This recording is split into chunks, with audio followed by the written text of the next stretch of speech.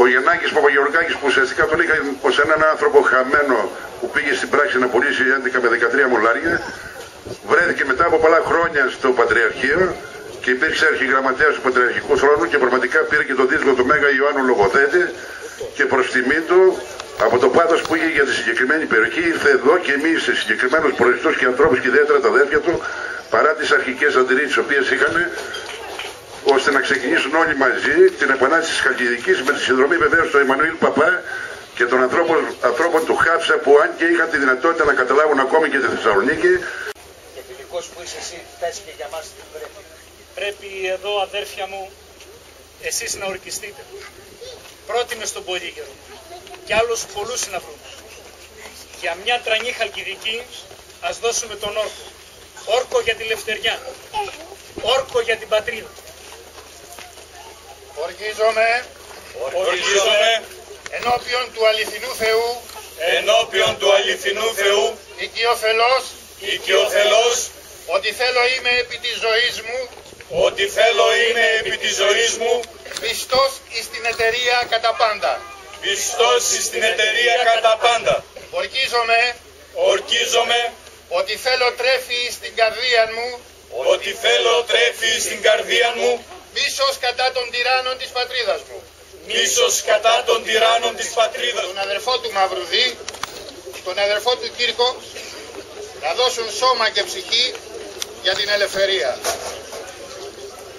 Οι μάχες φούντωναν παντού σε όλη την Ελλάδα και στο Ιουσούφ Μπέι λέγανε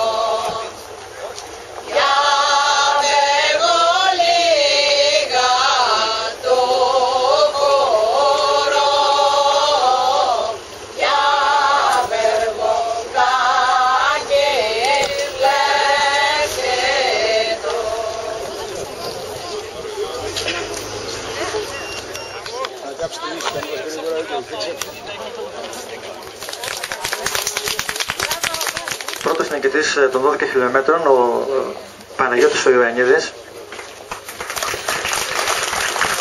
Δεύτερος ο Χαρδογιάννης ο Βασίλης. Και τρίτος ο Κωνσταντινίδης.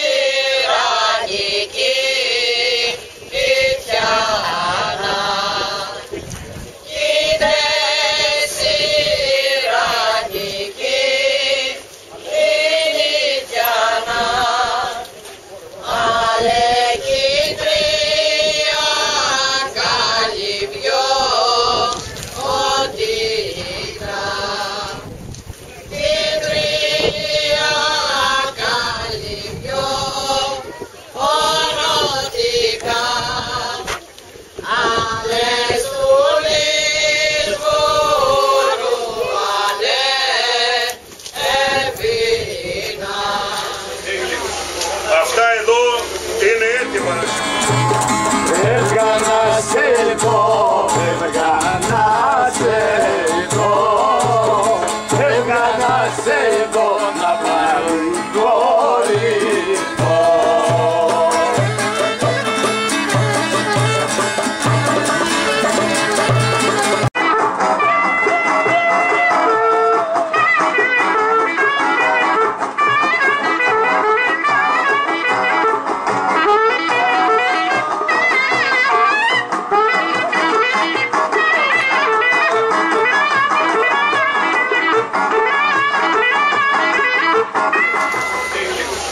Αυτά εδώ είναι έτοιμα να σε βγάλουν.